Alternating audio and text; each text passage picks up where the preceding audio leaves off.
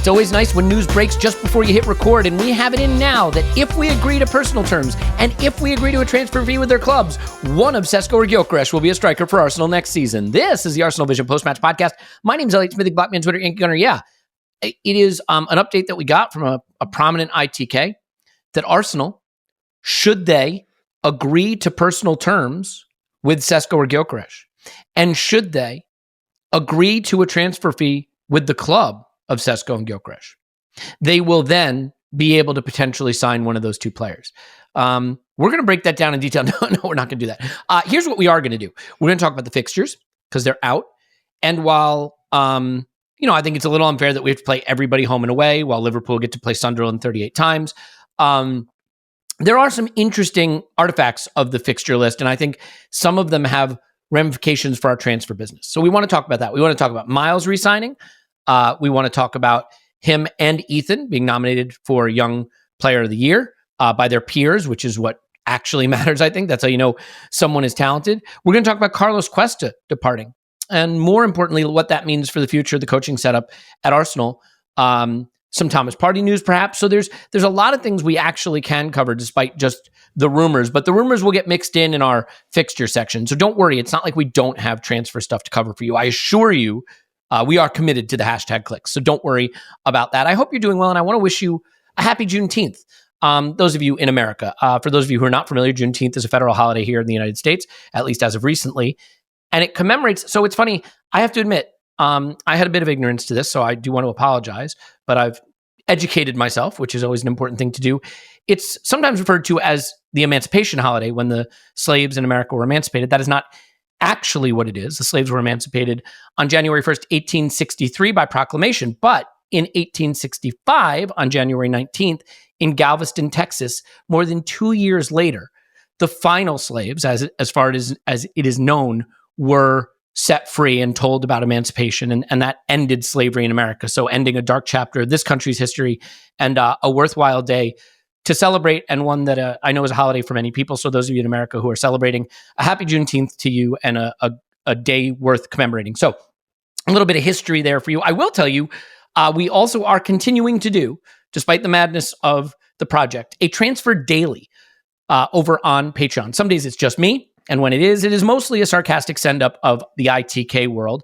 Some days it's with Scott. Some days it's with Paul or Tim. On Fridays, we get Friday Night Clive. And Friday Night Clive is going Clive tomorrow. So you will be able to hear Friday Night Clive. It's after he's had a couple of Sancerre and fills up a third one. And then we turn on the cameras and the mics, and it gets fun. So that's there. We scouted Lucien Agume and Ollie Watkins this week. So 2 scouting videos for you over on Patreon. If you haven't checked those out, I think you might find them interesting. We look at the data, we look at video. Agume is a great example of a player I wasn't familiar with, wasn't even expecting to like, really. Now I'm committed to the idea this is the right player. If Partey goes, you'll probably get him for under 20 million euro from a desperately in need Sevilla. And he looked really, really interesting. I'd love to get your feedback on it. So we'd love to have you there. If you use code AVP, it's half off. You're literally getting something every single day, sometimes 2 things a day. If you just need something for the dog walk or the gym or the commute, or, just laying on the couch staring at the ceiling, wanting to hear Clive's voice, which, let's be honest, we've all done that from time to time. So we'd love to have you there. It does help us do everything that we are trying to do for you. And it's just a wonderful community to be a part of, and we'd love to have you there. So that's enough of that. 3 minutes and 53 seconds, a little on the long side for the waffle, but the man who knows how to monologue himself, his name is Phil. You can find him everywhere at this, that, the other thing. Hello, Phil Costa. Hello, mate. How are we doing? Yeah, I don't actually know all of your social handles, so that people just have, I know it's _ Phil Costa one place and Phil Costa another place, or Phil Costa BSky. Anyway, by the way, on Blue Sky, we're just ArsenalVisionPodcast.com. So, there's a flex from us. But how are you? I'm good. Very warm. I can already feel the atmosphere in this room becoming more and more close, like I'm in a damn greenhouse.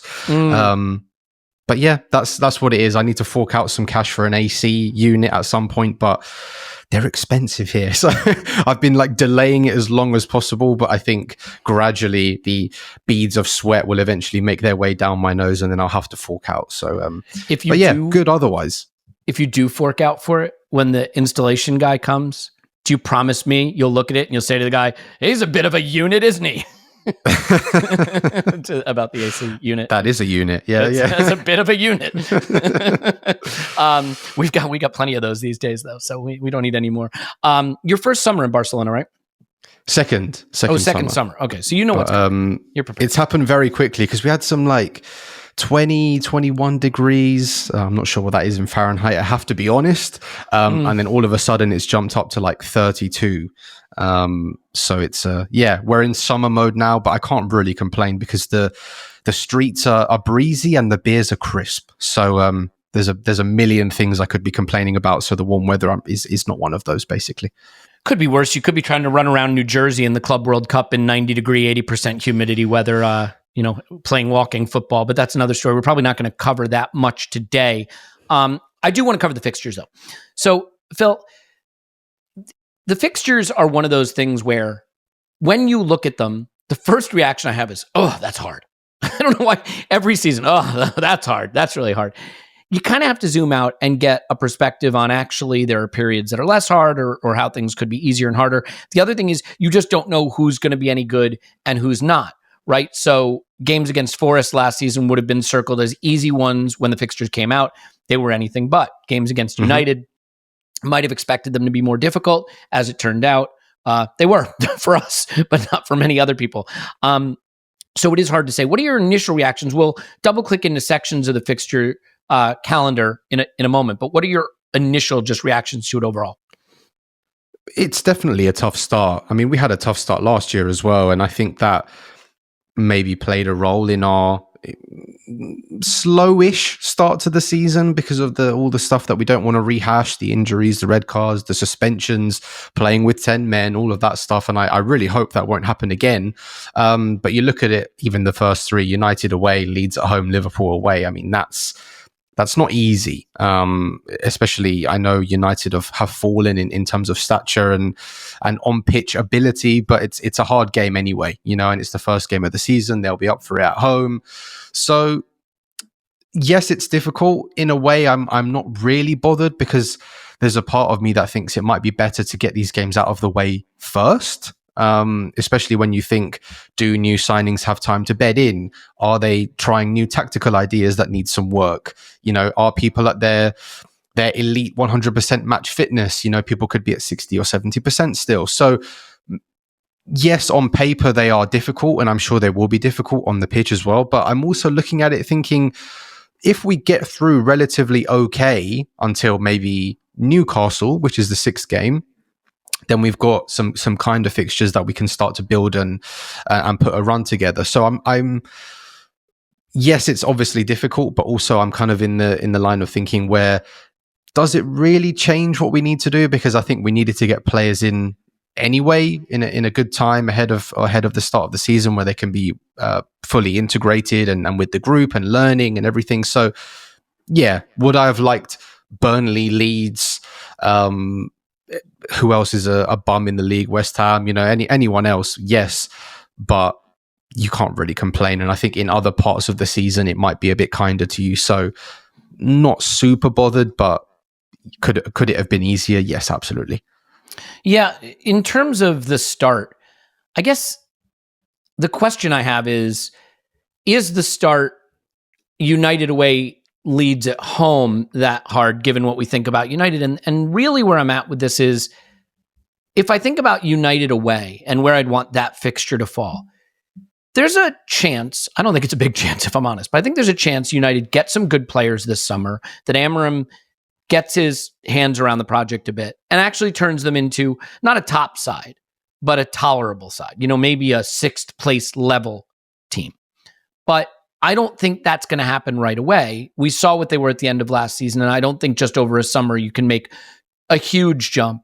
I think it's going to take time for them to coalesce around the new talent and the new ideas. So is there an argument that playing United away right at the beginning of the season, before they really have managed to integrate the new talent and further adopt Amorim's ideas and system or tweak them as needed, could that be a good time to play United in your view? Yeah, I mean, I kind of mentioned that before in that it's going to be a difficult start for a lot of people because, like you said, there's going to be Club World Cups maybe to contend with, which impacts the squad. There's going to be new signings to bed in. There's going to be a general lack of fitness in the league or across the league. So the way I see Old Trafford is that every time I think they're bad and every time I think we should beat United, we never do. We always make hard work of it. And I think for some reason we've got this kind of, I'm not going to say like a cowardice when we go there, but I think we have some bad experiences that we carry into these games still. Even though we are comfortably the better team, I don't think we ever really go there and put ourselves on the pitch and play like we should do. So I never take Old Trafford for granted because I know that we're better, but I never feel us better on the day. So even last season, I was so disappointed in that performance because we were still more or less challenging for the league at that point. United was still sucking at that point. So I thought, perfect, let's go.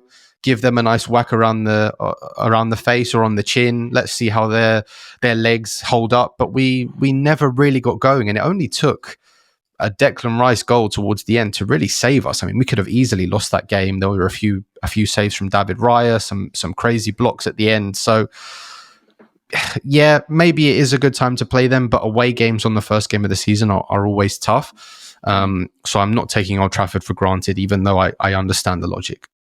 I think there's another. So I take your point. One thing I'll say about United, I've gotten the sense from them over the past couple of seasons that they get themselves up for games when they want to, that there's just not been a high level of professionalism and commitment there. A lot of players that play for themselves. And so when we rock up, we see a different United than maybe some of the mid-table or lower table teams that don't get their best effort. I've seen Casemiro play like he should have retired 2 seasons ago against some teams and then look like he's back in his prime against us at times. So I think there's an attitude issue that contributes to that. But there's another component to this too, which is simply we haven't won a title, obviously, and this group needs that. But I think there's something to be said for the way the pressure of a season amps up as it goes. And getting, for example, Liverpool away in August versus Liverpool away late in the season when all the pressure is on. Is there an advantage to just the idea that there's a bit of freedom to how you can approach games at this time of the season when it doesn't feel existential? And that's not to say that points at the beginning don't come back to bite you with points at the end. But there is a sense I have that if we can get to March in striking distance, for example, we're going to have a pretty good idea of whether this is possible for us compared to like what City and Liverpool have at the end. And we're going to be looking at, Brighton, Everton, Wolves, Bournemouth, City away, Newcastle home, Fulham, West Ham, Burnley, Palace. Right now, there's no easy games in the Premier League. You can drop points everywhere, especially if you're in the quarterfinals and semifinals of the Champions League. But my point is, you see how it's going. You do the best you can. You get through February. If you're within 6 points of the title on March 1st, we're going to be in as good a shape as anybody, in my view, to go ahead and win it based on that. So is it a case of, as supporters, we don't, and I mean, we know what we're going to do. We're going to freak out at every point dropped. And if we're not at the top table every day for the entire season, we're going to say that it's a complete disaster. But setting aside the hysteria that will inevitably ensue, is it sort of incumbent upon us to look at the season holistically and say, the goal this season is to be in a reasonable striking distance at the beginning of March, when we will find ourselves having what is, in my view, a really manageable run-in? I think that's always the goal. If you're there or thereabouts at the end of February, early March, don't forget we'll hopefully have the Champions League knockouts to be contending with at that point as well. That for me is the cut-off point where teams either just power through and finish really strongly, or they fall away. So we've seen a time where we've powered through, but unfortunately still fell short. And then last year we were the ones that fell away, again, due to a multitude of reasons. So I think hopefully we've learned from both of those last 2 seasons and can really take a lot of those lessons into this season. I mean, you look at the last 4, Fulham, West Ham, Burnley, Crystal Palace. If we are anywhere near being genuine title contenders in that point, I think it's a kind run-in, to be honest. I know there's a couple of difficult away games there, but my main issue is where the fixtures couple up. So obviously we've got Man City and Newcastle twice back to back, and then we've got Spurs and Chelsea twice back to back. So those are the things that I'm looking at, and I think, one result can then quickly lead into two, whether that's 2 defeats or 2 wins. They can have a huge impact on your season. The first few fixtures for me, I'm not overly bothered about them because I think they'll do more good than bad. I think it focuses us very quickly in terms of where we are and what we needed to do. I think it doesn't really affect our transfer business, but if it's an extra push to kind of get everyone in and ready, I'm absolutely happy with that as well. So yeah, for me, it's more those little couple up fixtures that you need to have maybe between a Champions League game or a cup game or something like that. But other than that, you said it at the start, everybody plays everybody twice. You play them home, you play them away. So ultimately our job is to be the best season across the season. And I think looking at fixtures is just kind of, there's only so much I can read into it personally because I want us to win every game. So yeah, because to be fair, much like the Forest season that they just had, Palace away on the last day could wind up looking like a really tough fixture for a Palace team that maybe is fighting for a place in Europe on the last day, so I mean that's true. But like when you look at Liverpool, for example, finishing United away, Chelsea home, Villa away, and then Brentford at home, but that's a much more difficult run in, and they have to go to Everton in late April, which for them, that's never, I say it's never an easy game. It was for many years, but it looks like it's back to being a tougher contest for them. So there's no question the start is hard. I kind of like the idea of playing hard games at the time of the season where it feels a little less intense, and also where the fixture congestion isn't quite as intense, where you don't have tired legs. I mean, we've seen a Bukayo Saka who has, I think, struggled to be at his best in the last month of the last couple of seasons because of how overused he is. You're going to get a really good fit Arsenal in August, I would think. I mean, who knows? I would think. You've done it now. I've done it now. Yeah. I've gone full Paul. Never go full Paul. The other part of the calendar that I look at, obviously, is times like December, because it just has so many fixtures. And that's another example. We have 6 games in December, but it's Brentford at home, Villa away, which is tough, Wolves at home, Everton away, Brighton at home, Villa at home. Okay, so we have to play Villa twice in December, but we've got 4 of the 6 games are at home. We don't have one of those one-day turnarounds. Now, fixtures can get rearranged. We do know that. And then I also look at the Champions League knockouts, and depending on where they fall, I thought they might fall in a bad place for us, but as it turns out, it looks like it might be a little more friendly, more around games like Bournemouth at home, Fulham at home, if we're able to get to a semifinal. So reasonably manageable. Quarterfinal in March would be around sort of Brighton away, Everton at home. Again, just little bits of possible silver linings here to see, but we also don't know who's going to be the good teams and who's going to not be the good teams in the Premier League. So it's all a bit up in the air. The one thing that's not up in the air, Phil, for me with the fixtures is United home, United away, Leeds home, Liverpool away, Forest home, City home, Newcastle away. Those are our first 6. Look, we're not going to run the table of those 6 games. I wouldn't think. But if you have 18 points at the end of September, we're winning the title. Let me just say it like that, okay? My larger point is this cannot be a situation where our new signings are in August 18th. We've already played at Old Trafford. They have to bet in, and Mikel is saying we expect them to be ready for football in October. They need to be in Singapore. They need to be in Hong Kong. They need to be betting in, and Zubimendi has to be starting at Old Trafford.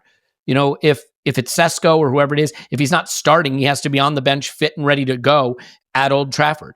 We have to go to Anfield with all those players ready to go. So is this just a bit of a reminder that the summer isn't just about getting your targets in, but getting your targets in so that you can win games in August, not just games in November and December?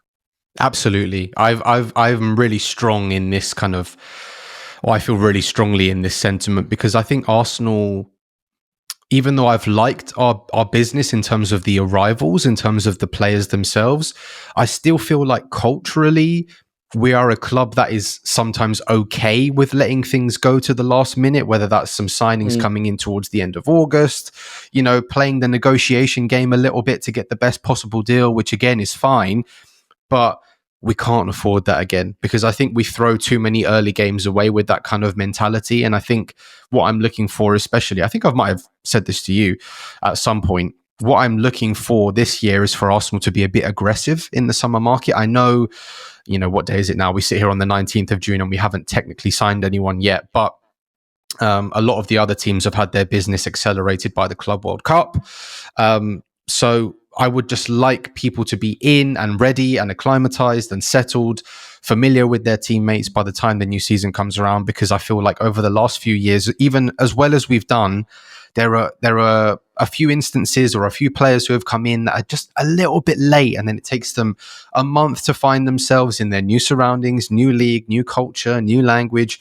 I don't want any of that. Don't want any of that this season. I'd like everybody to be in before August, to be honest, or as early as in August as possible. And maybe there's time for one in August, let's say if it's a Rodrigo, where you might have to wait for a few dominoes to fall or something like that, or a young player to come in. But I feel really strongly about this. I would like everyone in, acclimatized and ready to go for that first game of the season, because we can't afford to start slowly. It's as simple as that.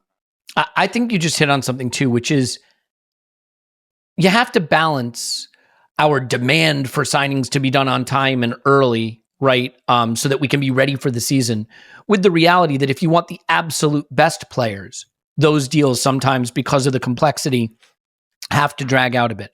So yes, Zubimendi has to be done this month, in my view. Get it done. I think it will be. I think it will be a 1st of July. Mm-hmm. This is done. Yeah. Kepa, get it done. Should be easy. Mm-hmm. Check it off the list. One thing we don't have to worry about. I'm not as worried about the utility defender. If the utility defender comes in at the end of August, it's a player that we're not expecting to need to play a lot of minutes, early on. It's an insurance policy. It's a long-term planning play. Fine. The striker has to be in before we go on preseason, in my mind. It has to be someone who can come in. Kai Havertz is still coming back from a very serious injury, rebuilding his body, reshaping his body, as we've seen on social media, and needs some time to get competitive football in his legs. And he may be ready to start the season flying, but I wouldn't feel great about going into the season with Merino as our backup striker again to start the season while we're faffing around trying to figure out the striker signing. So that would not be my preference. I mean, obviously not my preference, but where I will give the club a little bit of grace, I'm sure they're thanking me for this, is that +1 signing. And what I mean is, if you want a Rodrigo, right? So if you get the striker in and you get Zubimendi in and you get Kepa in, we already mentioned the defender. That last piece, is it going to be Rodrigo? Could you still get Nico Williams if for some reason Barca and Athletic can't figure it out?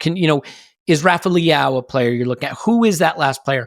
I think in order to know who that last player is, dominoes do need to fall, to your point, right? So, for example, if you think you can get Rodrigo, I'm fine waiting to see if you can get Rodrigo, as long as there's a fail-safe moment where you say, we can't get Rodrigo, we're going to pivot to Semenyo, we're going to pivot to Leao, we're going to pivot to, whoever that player is. You see what I'm saying, Phil? So I wouldn't regard striker, midfielder, defender, keeper as enough. I think it's one forward short. But I would regard that as enough for preseason. And then you give yourself that option to just hold in case the guy you really want shakes loose, as long as you've got a backup plan to execute, How many times have we seen this before?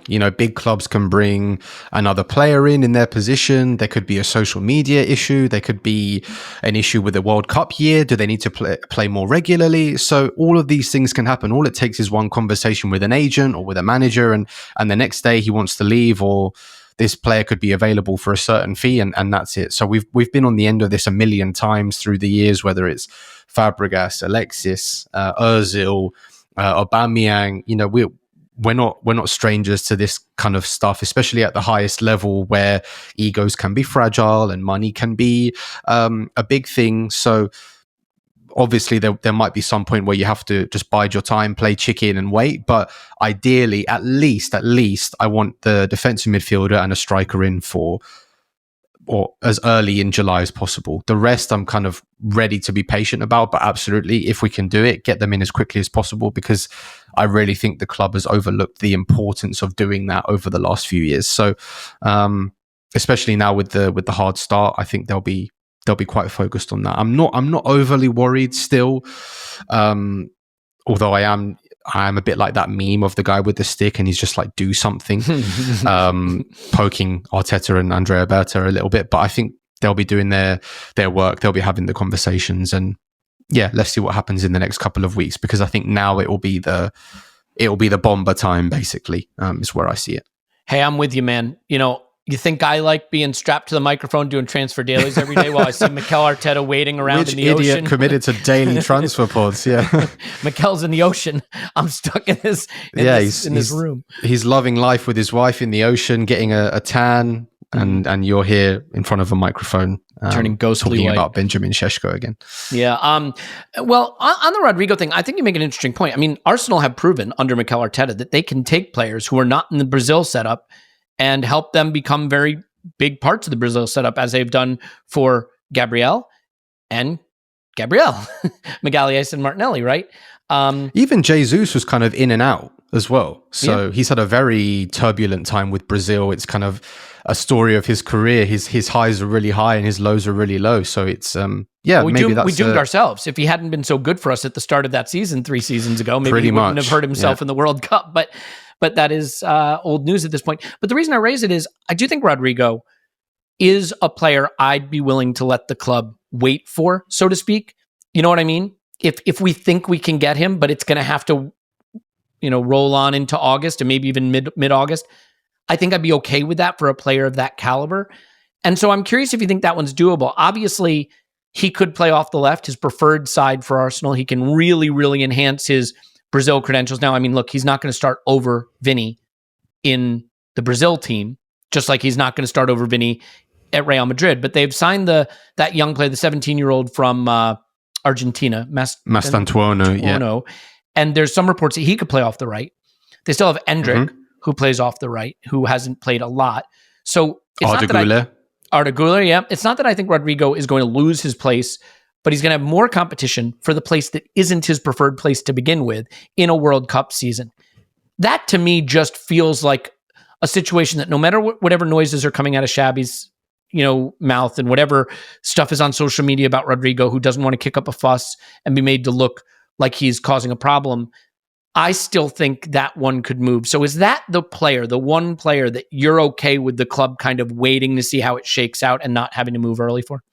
For sure. I think he is the story this summer. I think if you look at the other big players, there'll be Florian Wirtz. Obviously, I think either today or tomorrow that's going to be announced, which is really exciting for Liverpool. But other than that, I don't see anyone of that stature moving.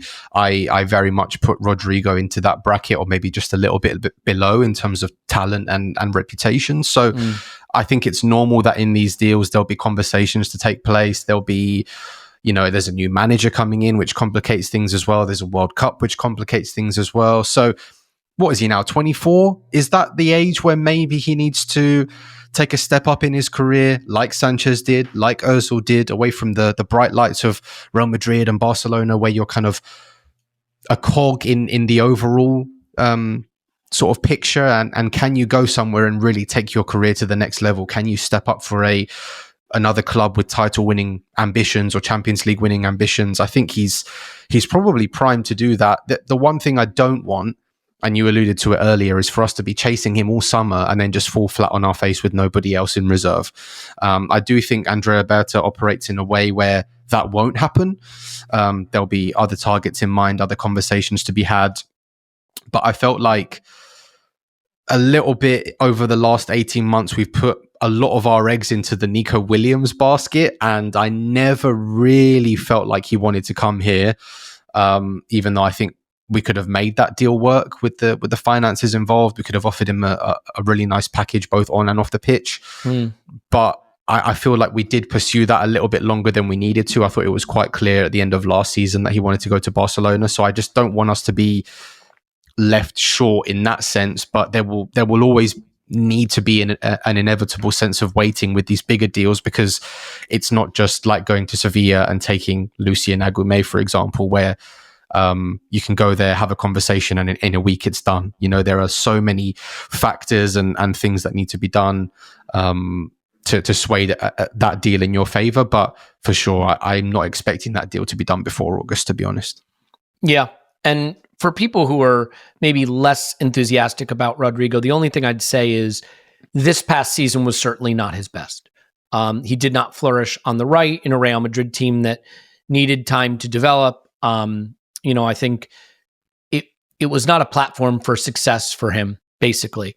I don't think he played particularly well against us, but if you go back to the 2 prior seasons in his performance at Real Madrid, that's a player you definitely want. And as soon as Mbappe came in, the writing was on the wall for him, because he used to play in a front 2 sometimes with Vinny. He used to play as someone who used to drift out to the left, but Mbappe just came in and took that role completely. So it's either you play on the right or you don't play at all. And that's why I do feel there is some encouragement in this deal, but I don't think he's a player that you drop everything for. I think there are more than enough options who could come in, play both sides. I look at a Semenyo. I look at potentially, I was going to say Nico Williams, who could play both sides, but I think that's done now. There's Jamie Gittins, but he will go into Chelsea, obviously. There's Leao, if you want to be chasing a Maverick, who could be available as well. So yes, I would really like him at Arsenal, but I don't think he's the only one available this summer if we want to kind of stretch our eyes elsewhere.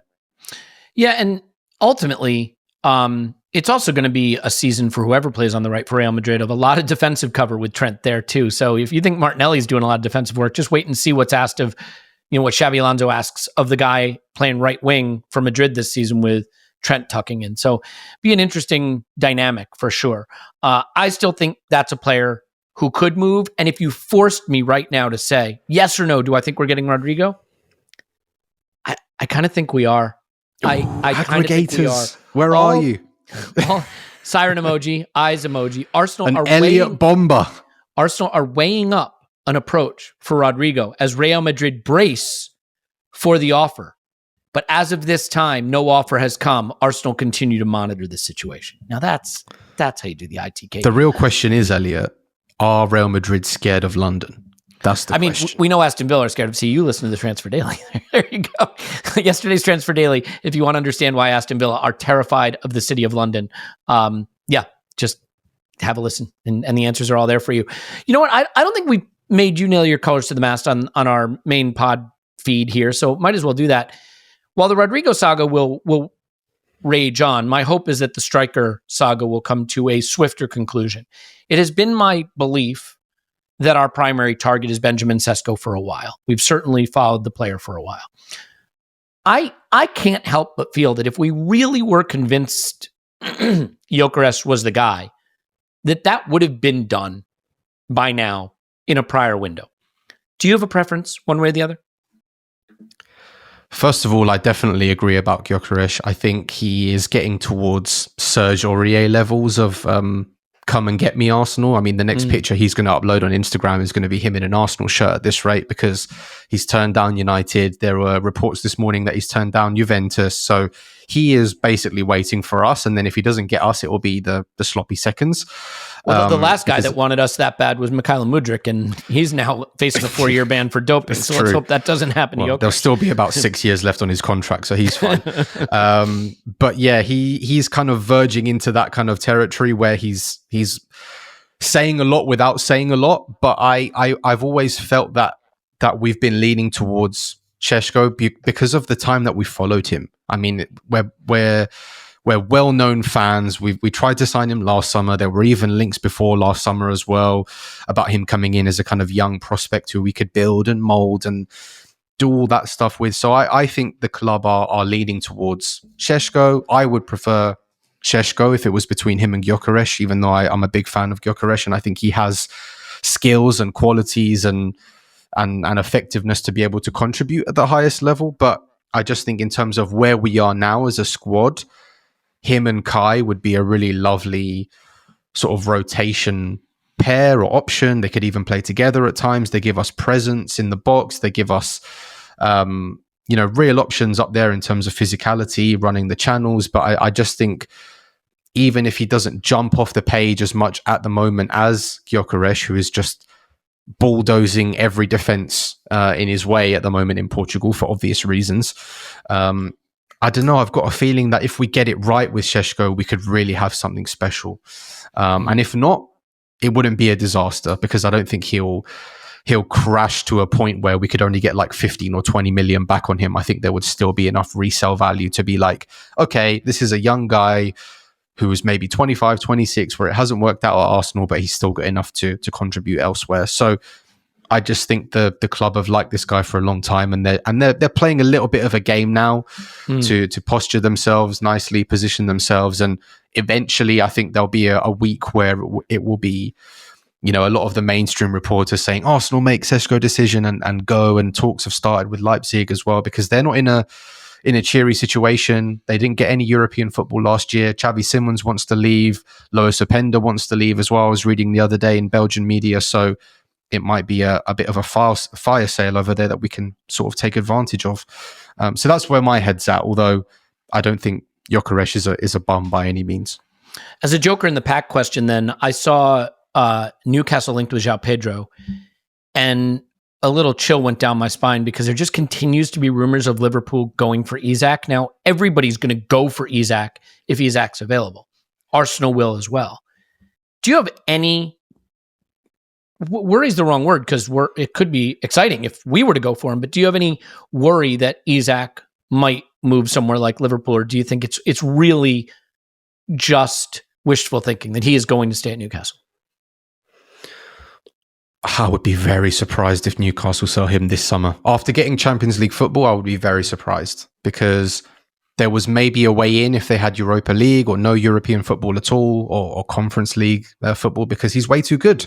He's way too good for that. And I think he'd be in a point in his career now where he thinks, I need to be playing Champions League football all the time, even if I love it here, even if I love Eddie Howe and my team, and I've just won a trophy here and made history. He would have been open to going somewhere else, I think. But now I would be super, super surprised if not only he wants to leave, but if Newcastle are ready to make him available. However, if he is by any 1% chance available this summer for a move, I would be quite frustrated if Arsenal were not in the conversation. But again, I don't know if we can afford to wait and see. That's the key. See, this is my point. This is where I think it's hard running a club, and people don't give a lot of grace to the people doing it. And I get it, because the results are all that matter. But if you told me Isak's moving this summer, it's possible. Not that he's going to, that he could move. It's possible. That's a complex, expensive deal with a lot of dominoes that have to fall, and it's not going to happen quickly.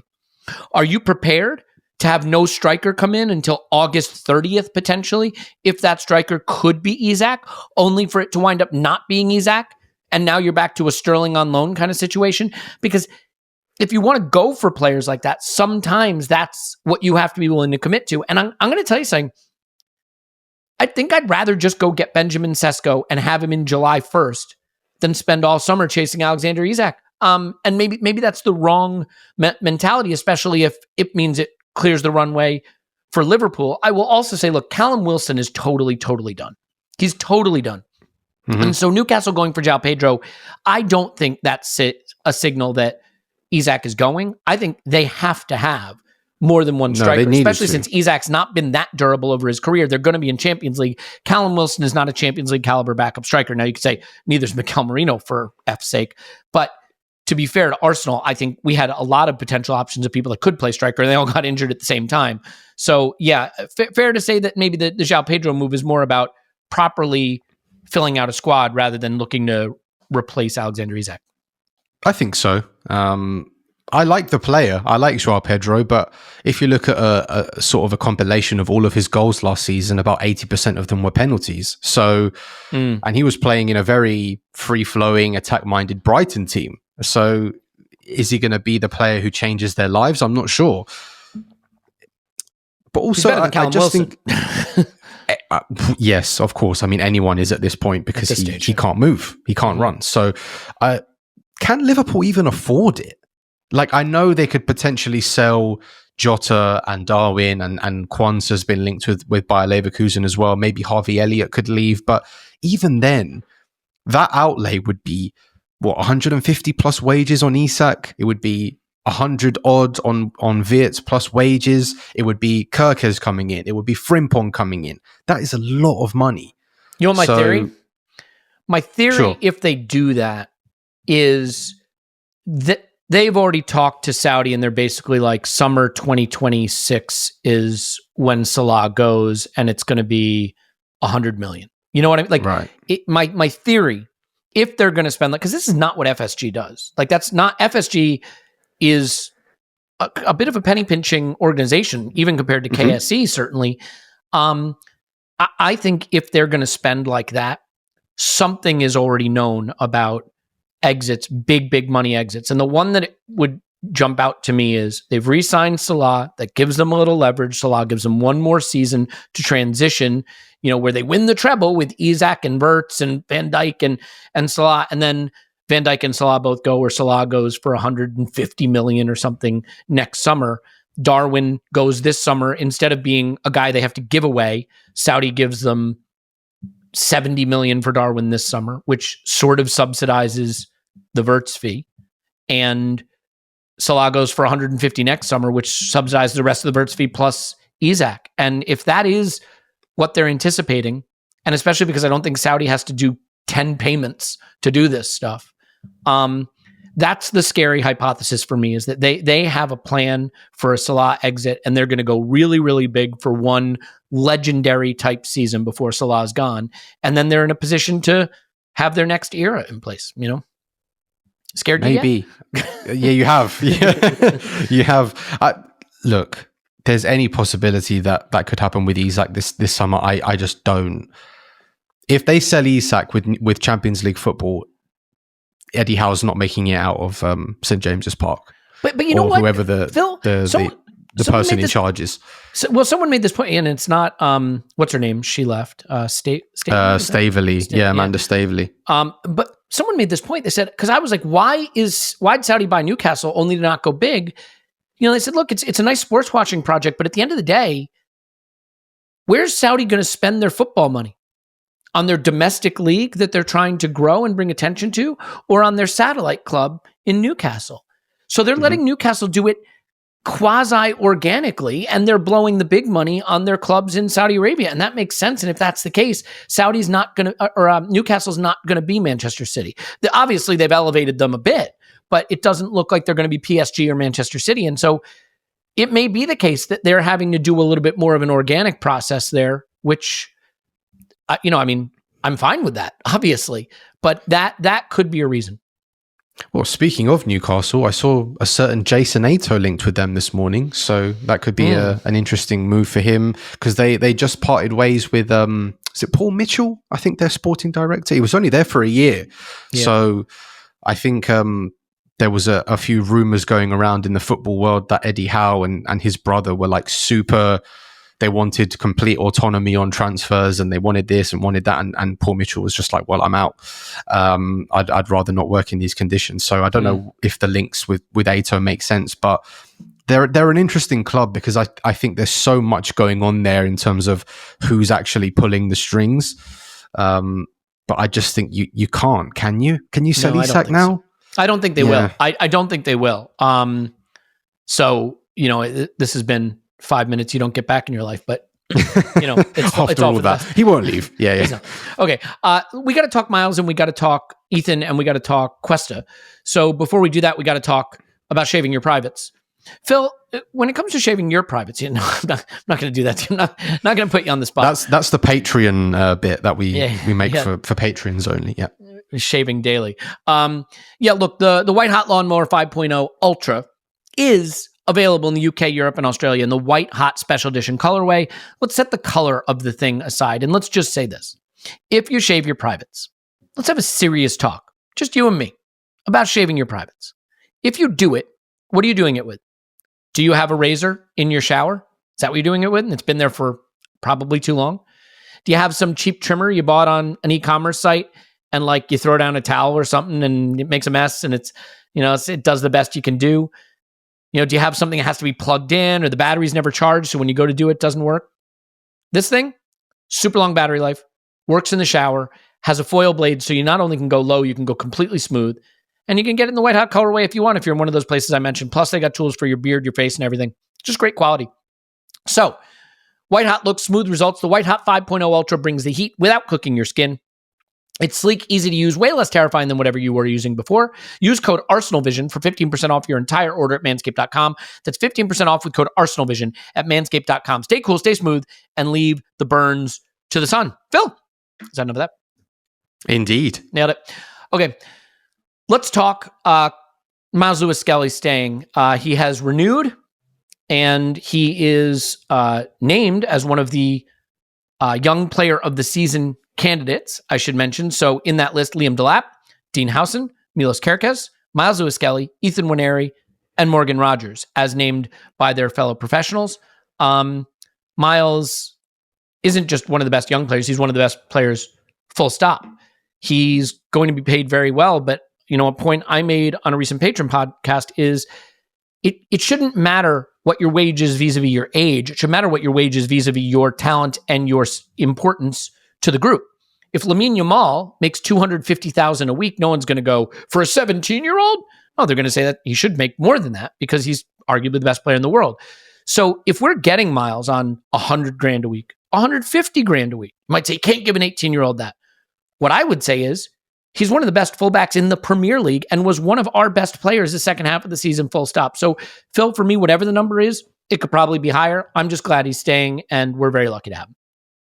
Completely agree. For me, it doesn't matter how much he's being paid. I think there will be a certain amount of his salary attached to his age in terms of we need some area to be able to increase it in the future, and we don't want to give you the contract of your life already, which could decrease motivation. It could put his head in another space. But I don't see him as that kind of character. I don't see him in that type of surroundings in terms of his family and who's looking after him. I just think this is a really, really good thing for the club because we've unearthed a gem.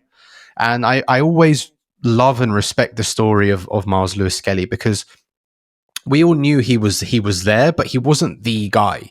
He was never a Nwaneri who everybody knew about. He wasn't a Smith Rowe who everybody was excited about. He was never even some of the strikers who maybe didn't realize their potential, who used to bang in about 50 goals a season, like an Akpom or someone like that. He was never one of those guys. He was there, but never the star. And I think what we saw from him this season was just the value of him as a player and as a person, because the way he was able to answer almost every question that was asked of him at the highest level in the Premier League, in Europe, away at the Bernabeu, shithousing Haaland from the touchline and telling people to do things and taking bookings and yellow cards and playing in the Champions League like he'd been there for 10 years. I mean, it was maybe lost in last season because I felt like at every turn there was something trying to get us, or we were so drained by every refereeing decision or bad result here and another injury there. We lost the impact of this debut because he was unbelievable, like genuinely unbelievable. And I think for an 18-year-old playing in a not so natural position, I know he inverts a lot and he's still very comfortable in that half space, but what we have here is something truly special. And he's the full package. He's the brains, he's the mentality, he's the aura, he's the confidence, he's the strength. I mean, his thighs have tripled in size over the past year or 18 months. I mean, the physical transformation, I think, is the difference between him and Ethan at the moment, because I don't see Ethan quite ready to be able to do it week in, week out yet, but he can ride the contact. He can bounce people off him. He can go through people. I just remember that challenge against Spurs. I think it was Pap Sarr. That sounded like a car crash. He went straight through him and it was like, bang, that would have sent sound waves to China. I think it was just so incredible. And you look at him, so impressive, the way he talks, the way he's just ready to brush off anything, giving people stuff at the Bernabeu. I love him. And I think what I see in him is somebody who wants to make a difference, somebody who's willing to make an impact on the game. And yes, it won't always work. He'll get caught on the halfway line sometimes. Against PSG, they figured him out a little bit in the away leg and they caught him a few times in possession. But I will take one of those games for 50 others in a season where he will be ready to make an impact and play well for Arsenal. So I'm really delighted that he's staying, he's committing his future here. I wasn't overly scared, I have to be honest, even though there were a couple of links to Real Madrid, but I never saw him leaving as a real possibility. But obviously there are conversations that need to be had. You need to make terms that suit everybody. But I'm super happy, really, really happy. And I think we've done really well to get Gabriel done. That's Myles done now. I think hopefully Saliba will follow. Ethan's close, Saka, according to Fabrizio Romano. Ethan's close as well. Yeah. So in addition to the signings that we need to make this summer, this is a really important thing as well. So don't lose this, because it's a really good thing for our club, and the fact that he was made and sort of molded on our doorstep is something even more special. So not only does it keep this team strong, but I think it gives the club an ongoing identity that we are ready to not only produce world-class talent, but give them a run in the side with genuine opportunity. So yeah, really, really happy. And hopefully he's another one of many that we can tie down this summer. Yeah, look, if I was running a football club like Arsenal, not only would they suffer multiple relegations, but one of the things I would think about when it comes to wages is not just who deserves what wages, but where am I allocating them? I might say I want 60% of my wages in the attack. I want 35% of my wages in the midfield and defense, and 5% in goalkeeper, whatever the case is. I'd have some kind of allocation. And if you just look at it from that standpoint, Tierney was on a big wage. Zinchenko's on a big wage. They're both going. Okay? That's a lot of left back wages gone. Myles-Lewis Skelly is better than both of them at 18, and the sky is the limit. So even if you put him on 150, you're really just replacing the Tierney wage, and you get all the Zinchenko wages freed up, and you're probably not going to sign a guy on that wage. So you're going less wages at that position with probably more talent. So if you wanted to get a Jarell Hato, for example, and put him on 100 a week, I don't know what he'd be on, but let's just say that. And let's say you've put Myles on 150 a week, and people say, you can't put an 18-year-old. You can. You can if they're worth it. You absolutely can. Yeah. Well, I mean, what's he worth if he's one of the 3 best fullbacks in the Premier League? Thing is, if he's not worth that in one of the 5 years of his contract, but he is worth that for the 4 of the 5, then who cares? Genuinely, who cares? Like, I'm fine. Well, the dumb thing too is if you put him on 100, all that means is 1 year from now, when he's the best fullback in the Premier League, you can put him on 200 next year. Yeah, so it doesn't matter. But my point was more that you could put him on 150. You could get Hato for 100, and you'd have way less wages going to left back than you currently did with Tierney and Zinchenko, who weren't really even playing for you. My point is, it is a more efficient allocation of wages. Now, you may even have a Thomas Partey going. That's 250 a week or whatever it is going in midfield. And that leads me to my next question, which is, Phil, if we do get someone like a Jarell Hato and we get Zubamendi, might Mikel Arteta see Myles not just as the best left back we have, but a really nice option as a midfielder behind Zubamendi, so that we can really lean into spending the money in the attack that needs it most? For sure. I mean, would you play him as a 6? Do you think he could be a 6 for Arsenal? Yeah, I think he could be a 6. Does maybe he take not the too starting many risks? 6. Is that belief that he can get past anybody with the ball, which he usually can? Is he just a little, like, does Mikel just need to coach him up on risk profile? Yeah, I think eventually some of that will come out of his game, but I don't want it to come out of his game, because that's part of what makes him special. Yeah, it's what I say about when people get annoyed when you see the stats about some wingers and they have a 38 take on completion rate. Well, it's like, yeah, but he tries 10 per game. That's Nico Williams for you. Yeah, and I'd much rather have somebody or a couple of profiles in the squad with that willingness to be brave, to take somebody on, to get past somebody and take 3 players out of the center circle and lead to a fast break, than just somebody going side to side and not being able to do that. Obviously, do I want him doing it all the time? No, but this skill, this ability to take the ball and turn or breeze past somebody or give someone a shoulder barge and then go and drive into space is what makes him special. And I remember watching him a few times at youth level in various competitions, and I saw so much of Moussa Dembele in him. And he maybe didn't get the credit he deserved for being a really amazing player in terms of his strength, his ability to take the ball forward, to collect it from the centre backs and go.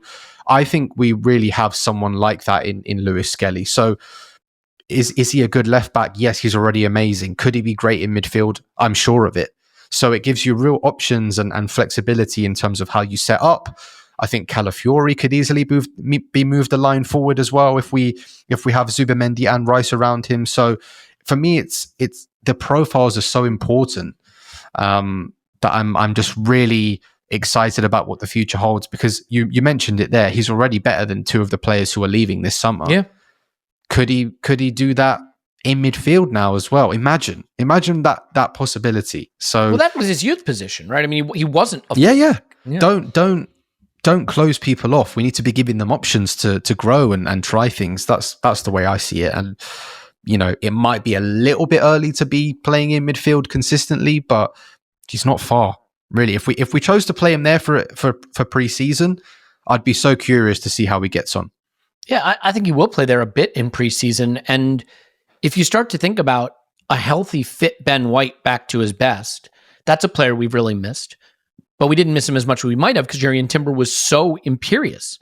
But if Ben White is back to his best, Jurrien Timber is probably going to play left back at times, which means Myles-Lewis Skelly can play in midfield at times. The funny thing is, did you see his quotes today, actually, from that came out in Dutch media, where he was like, I was training just before games and that's it. No other training. They said he needed surgery. Yeah, they said he needed surgery in April.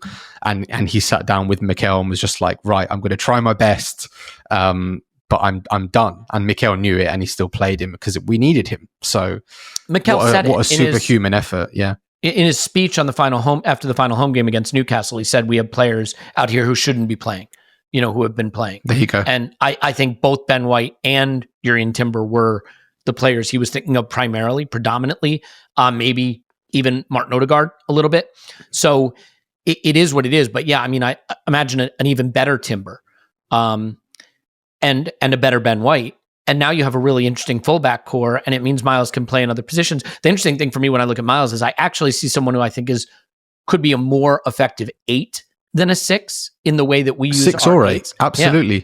Absolutely. And suddenly the midfield platoon then looks pretty good. If you have a Zubimendi, Marino, Rice, Kai, Odegaard, and Myles, that's not a bad group. And I don't think that group misses Jorginho and Partey as much as some people might think.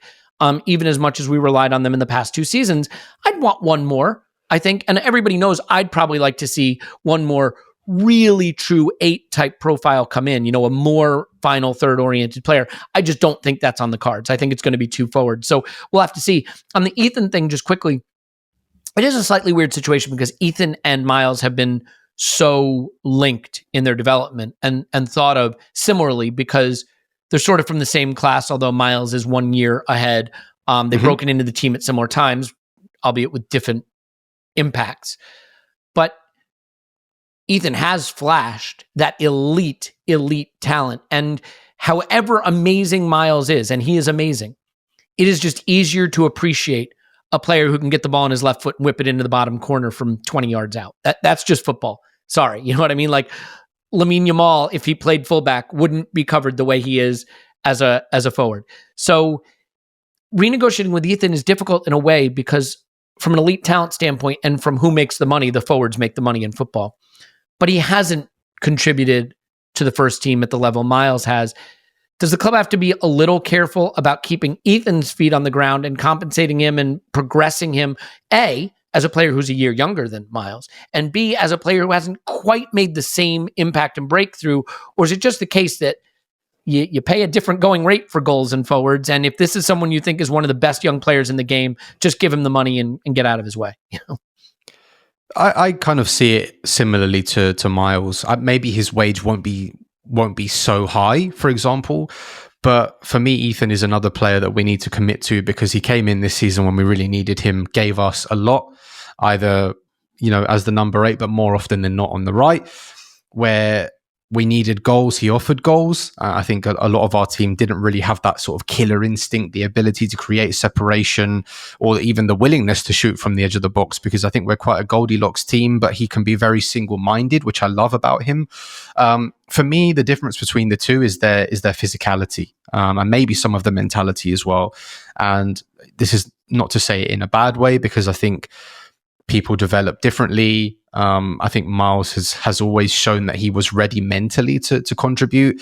And there were even reports behind the scenes that he is maybe being viewed as an Arsenal captain in future. But Ethan, for me, is a much quieter, much more introvert character. You know, he likes to do his work and sort of get off the pitch. He doesn't really celebrate when he scores. And I think physically as well, even though you see him with that burst, the ability to get past people, it's the longevity. Can he go for 90 minutes and not just 60 or 65? So that there's no issue for me in that sense. I think they need time to work up his body.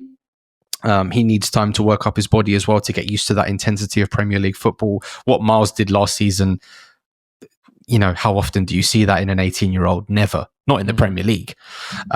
So I've got no concerns about him. I think he's got a real role to play next season in terms of contributing across the forward line. Can he play left? Can he play right? Maybe even behind a striker at times. I hope so, especially in the earlier stages of cup competitions or things like that, where he can maybe equalize the level a little bit in terms of the physicality. But this is another player that we have been super excited about and we should be super excited about. So for me, get them both done, signed. We've got futures for them here. They'll know. Pathways will have been crafted for them since they were 11, you know, and this is nothing new for them. So they'll know very well how the club view them, how Mikel views them. I'm not worried. He'll sign and he'll find his feet, I'm sure. Is this the golden age of the Arsenal Academy? You could say it's been a golden decade. But that's what I mean.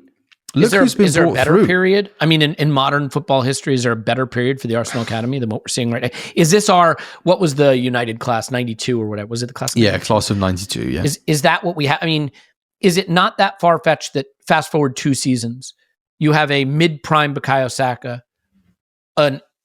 now full first-team player Ethan Nwaneri, a early prime Myles-Lewis Skelly, and a very early breaking through Max Dowman. You know, I mean, it's way too early to say, but like forming the core of an uber talented Arsenal that can win everything. I can't remember any time, certainly in my Arsenal supporting life, that we've had that many academy players that could compete in a team that has a chance to win big trophies like we do now. I mean, I really think it is a potential golden era for the Arsenal Academy. It's so exciting. And we've seen in the past, we've had Reece Nelson, Maitland-Niles, Iwobi, Eddie, Smith-Rowe, Nelson, Saka, obviously coming through. They're all successes, by the way. Eddie, Nelson, Joe Willock, Emil Smith-Rowe. Those are successes, I mean, by an academy standard, right? They haven't done what we hope they might do at the Arsenal level, but they played Arsenal first team football and they generated real fees for the club and they have real careers at the Premier League level. That's not, even that alone is a success for an academy, let alone what's happening inside of the team right now. Yeah, for sure. I completely agree. And I think we maybe overlooked that a little bit. If they don't make it like a Saka has and they're not heading up to England regular level and Ballon d'Or level, they should always be considered successes, because the chances, let's be honest, the chances of you taking somebody from 6 years old and having them contribute in the first team at any point must be what, below 5%? I mean, below so that.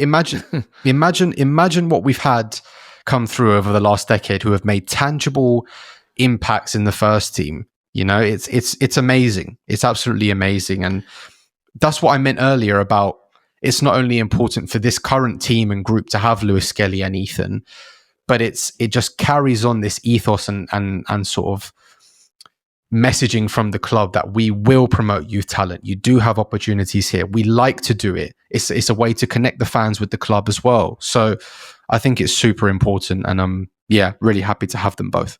Yeah, I mean, it is a way to build a dominant era of winning too, by the way, because Saka, Ethan, Myles, let's just say they all hit the peak we think they can hit. What would you spend in the transfer market to get a top fullback in the game, a top attacking 8 in the game, or 10, or whatever you want to call Ethan, and a top right wing goal scoring, assisting maven? Like, you're talking hundreds of millions of pounds to get those players. And then how long do you even have them for? Not 8, 9 seasons or 10 seasons like you could for these guys. So yeah, I think it's a huge, huge thing for the club. It's wonderful to see. I mean, and by the way, Aiden Heaven to some extent, obviously not a success in the sense that he's now at United, and Cheeto to a lesser extent. He spent very limited time at Arsenal, but looks like he's going to be an important part of the United setup. It's just a reminder that I think the academy is identifying talent effectively, developing talent effectively, and finding pathways for that talent. It's not that long ago, people were criticizing the club for not giving youth a chance and not creating opportunities for the youth players. And like, we created opportunities for Smith Rowe, who got sold and has a career. We created opportunities for Eddie, some might say more opportunities than we should have, who got sold and has a career. Reece Nelson, same injuries, obviously. The story there. Saka's a superstar. Myles a superstar. Ethan looks set to be a superstar. Max Dowman already making headlines. Cheeto, whatever, Aiden Heaven, similar. But again, talent that is wanted at the top of the game. I think it's the golden era of the academy. I think the people running the academy, and Per, for example, deserve huge credit. Jack Wilshere was certainly a part of that. So kudos to the club. And speaking of Jack Wilshere and Per and the coaching setup, there's room for an addition to Mikel's coaching setup because there is a departure. I have to be honest, I was shocked by this news that Carlos Cuesta is leaving Arsenal, has left Arsenal, to be the manager of Parma. Now, Parma, granted, prior to this past season, they'd spent 3 seasons in Serie B. They were relegated after the 2021 season where they finished 20th, which is dead last. This season, they narrowly avoided relegation by about 5 points, finished in 16th. So, maybe not a titan of Italian football at the moment, but certainly a historic club, a club we have history with, not the best. And this is shocking me. He's 29 years old. This is a major move for a very young man. I wish him nothing but the best, but I was really surprised by this. I'm curious, your take on what is, I think, a surprising move. And I wonder if you think too early a move, but what do you think about Carlos Cuesta going off to the club that we beat, by the way, in the Cup Winners' Cup, our one major European glory. So what do you think of that? It's an incredible move for him. Personally, he has such an interesting story because I think he was obviously in mind to be a coach or a manager at some point in his future, but I think it was Juventus or Atletico Madrid where he got his first gig, having just DM'd them on Twitter and said, look, I'll put the cones out for an under-9 team. And that's where I can get my foot in the door and go from there. So he's obviously made an incredible impact. I think he's a super bright guy, a well-valued person behind the scenes, can obviously relate to a lot of the group because he's more their age, has their sort of view on life, similar experiences. He can speak 6 languages. He's been a very close aide to Mikel, so he's obviously valued in that sense as well, whether it be on a personal or tactical level. I think it's amazing. I'm quite surprised that he's leaving to be a manager, an actual first team coach. He's 29. It's my age. And he's going to be in Serie A managing one of the most historic clubs in Italian football. So it's an incredible thing for him to have, on his resume, to experience. I think it's a loss for us because we obviously valued him, players valued him, Arteta valued him, but also it's a nice opportunity for us to freshen things up as well. So depending on which way we go, whether it's again with a younger person, whether it's someone more experienced. I think there were links to Gabriel Ainse at some point, who obviously had a spell at Manchester United as a player. I think at Roma as well. There were strong links to him last year. There's been talk of Santi Cazorla, but I really don't see that as an option at the moment because he's frankly still playing for Real Oviedo, who have a huge game on Saturday, by the way, in the Segunda playoffs. So good luck to him. So yeah, it will be really interesting to see where they go from here, whether they even bring someone in at all. Could it be a promotion for Miguel Molina, for example, or somebody else at the club?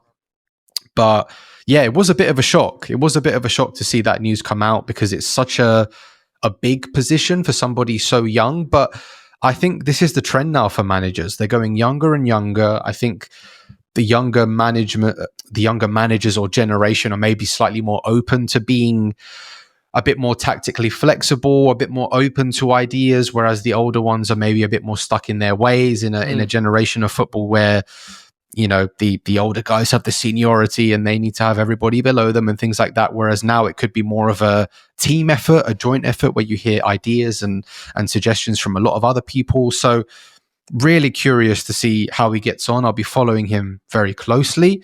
So yeah, all I can say is really good luck to him. And And yeah, it will be a loss for the club because I think he did play a role, but also it's nothing that will destabilize the club entirely. It's not like an Edu moving on or something, or someone at senior level where I think the ripples will be felt across the club. I think it will be felt in a very small corner of the club in terms of the squad and the playing staff, but replaceable is what I'd say. However, good luck to him, and yeah, I'll be following him. Yeah, just for those who don't know, by the way, in 2015, Parma were liquidated. Basically, they were declared bankrupt. They were liquidated. They were reformed under new organization. They were down in the 4th tier of Italian football, the tier just above the amateur level. They then had 3 successive promotions to get back to Serie B, made it up to Serie A, demoted again, spent 3 more years in Bay, and then went back up this past season. So they are now owned by an American billionaire. Phew, everything's going to be all right. But, it means that you don't... It's quite an interesting project. Quite an interesting project there. They're going quite young in terms of their recruitment. They're quite stats driven as well. So maybe that's why they've gone for Carlos Cuesta, because he might be a bit more open to those ideas, whereas other maybe older managers might not be. Let me keep it focused on Arsenal here. There's a chance to refresh the coaching ranks with new blood, new ideas. Before we just touch on that, I want to touch on what's lost with Cuesta going. He kind of came to prominence in most Arsenal fans' eyes, I would say, during the All or Nothing documentary. And the thing that really stood out was his relationship with the players. Mikel Arteta is a brilliant tactical mind, in my view. He is extremely detail-oriented, extremely focused, a very driven man, you can tell that, and demands a lot, demands excellence. And I think that's a beautiful thing culturally. You obviously need different types of voices when you're dealing with young men and in some cases boys who are trying to build a career in football. And so I wonder if maybe the biggest loss with Cuesta, and I don't want to be dismissive or disrespectful to Cuesta's tactical knowledge and intelligence, but his emotional intelligence, his ability to communicate, he's in his 20s. His ability to bridge the gap of intensity and focus from Mikel to the players, to be a voice that they can sort of connect to emotionally in a different way than they do with Mikel. Do you think there's a possibility? Because I remember one of the things that stood out to me from All or Nothing is when Edu was talking to Josh Kroenke and said, he was pointing to Mikel. He's like, he can go to the top of the game if he can just get this part down, the part of, hanging out with the guys and getting on with them. And I think Mikel probably has developed some of those soft skills, as they're sometimes referred to, or sometimes just referred to as humanity. But is that the ability to identify with someone, a voice in the room, a personality in the room that the players can identify with generationally, emotionally connect to? Could that be something that has to be in mind as Cuesta is replaced to bridge the gap between Mikel's approach and maybe what we'll be losing with Cuesta? Yeah, maybe. I think there's scope for maybe Miguel Molina to come in and take that position, for example. It just depends what the club want to do. I think this is a decision that will be made by the sort of inner staff in terms of Mikel and his staff, as opposed to a Berta decision or a Kroenke decision, because they're the ones that need to be working with this person every day.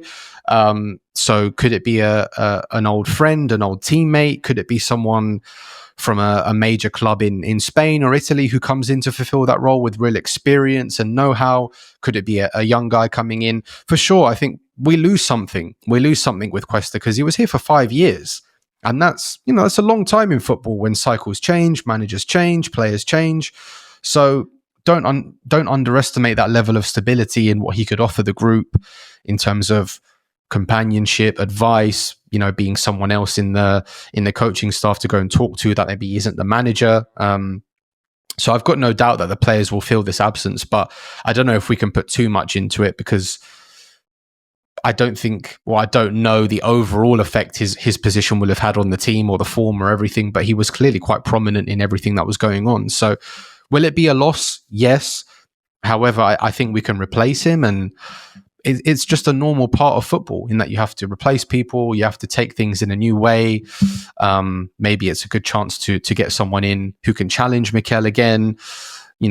Sir Alex Ferguson did it all the time. Pep's done it this summer with Linders and Toure coming in. It's just what you do. So I don't want to place too much weight on it, but it's going to be something that they feel in the dressing room. But you can't hold people back. And I think this opportunity for him was too good to turn down. And I think it would have been a bit shitty of the club to turn it down as well if they did that. So, it's going to be a real challenge, but hopefully he can succeed there and come back and win us the Champions League in 10 years. So let's see. The biggest takeaway I have of all is, Jesus, I was a waste of space in my 20s. What the I mean, if I think about what I was doing at 29, man, yikes. Certainly wasn't anywhere near what he's going to be doing at 29. So kudos to him. You have some names you want to throw out for Cuesta replacement? I've got no idea. Honestly, I mean, I can only go with what I've seen, and there was a strong link to Gabriel Heinze last year, but it sort of fell away. I really have no clue. Santi, Jack Wilshere. Maybe there's a route back into the club for Jack Wilshere. I still think he'll want a manager's job because he left Norwich this summer because he didn't get offered that position. So I think he'll be looking to at least manage somewhere. He tried for the Plymouth job, but it ended up going to Tom Cleverley, ex-United, who was at Watford. So yeah, honestly, it could be anybody. I've got no idea because it's quite a niche role. I couldn't say there's people I know about who could come in and do it because it's not really a role I'm familiar with beyond the usual stuff that we know or we saw in the documentary. So either way, it will be an interesting appointment, and I'm fascinated to learn a bit more about the person who does come in. So, but yeah, no names spring to mind at the moment. Yeah, I mean, I would say this, and I'm curious if you agree. This is one of those situations where it's entirely up to Mikel Arteta as far as I'm concerned, because this is in the circle of trust. This is someone who, I hear a lot of people saying, like, don't make it another yes man, make it someone that'll push back on Mikel's ideas. And like, I totally agree with some of that, right? I'd like there to be another tactical viewpoint that Mikel takes on board, right? That becomes part of the holistic view they have on football and the lineup and the talent development and talent acquisition. Another really knowledgeable, insightful person that is advising Mikel and having an impact on Mikel's decision-making. But the idea that in the coaching setup, Mikel shouldn't be the dominant voice and the deciding voice is silly. You can't have a direct report that you don't trust, you don't respect, you don't want to listen to, because if it is someone that, Berta just appoints and throws in Mikel's inner circle, is Mikel going to take those ideas on board? No. So to me, Phil, this is a case, not that the whole club should just be run at Mikel's whims, but inside the coaching group, it's got to be someone Mikel really wants to listen to and really trust. And that's only going to be the case if he makes that decision, It has to be. It has to be him and the coaching staff, maybe with a bit of input. That doesn't mean it's a sycophant, by the way. You don't, like, I have friends. They're not sycophants. They're people I listen to, right? You know who I'm not going to listen to? Someone that I don't know and I don't trust and I don't necessarily have that natural respect for. Yeah, I mean, that makes sense. I said it before. This has to be a decision made by the coaching staff because they're going to be the ones with them every day. So it needs to be somebody they trust, someone that they respect, someone with a good level of knowledge and experience of what the highest level of football demands. And I think they'll do it. This might have been in the pipeline already. So they'll be thinking of people. They'll know who they want. They'll know who they like. We just have to wait and see, I guess. I'm quite interested to see who they bring in eventually, because it's a cool thing to be able to know what happens behind the scenes. And I think we got a nice look into it with the documentary. But again, there's only so much I know and we know about it. So I can't honestly say much else beyond that. Yeah. Yeah. Well, I think that's enough on that. Like, ultimately too, the summer is a time when we take things extremely seriously because there's just not anything else. If this was something that happened, December 1st, I think it would be more of that's sad to see him go. I hope we get someone else good in who can contribute to the group. But I don't think we would see it as a major bit of breaking news, but it feels more major in this moment. And also because unlike there are a lot of assistant coaches in Mikel's ranks, but Cuesta is the one that and I think the All or Nothing documentary really contributed to that. He's also quite handsome, which doesn't hurt. He seems to pal around with the players. That's the only criteria. Forget the experience. Forget putting Cones out for the under-9s at Atletico Madrid. Is he handsome? Bring him in. That's my criteria. I do think football has a pretty privileged problem, if I'm being completely honest. Like, ask anybody what they think of Alejandro Garnacho. I just look. I'm just saying, Olivier Giroud, pretty privileged.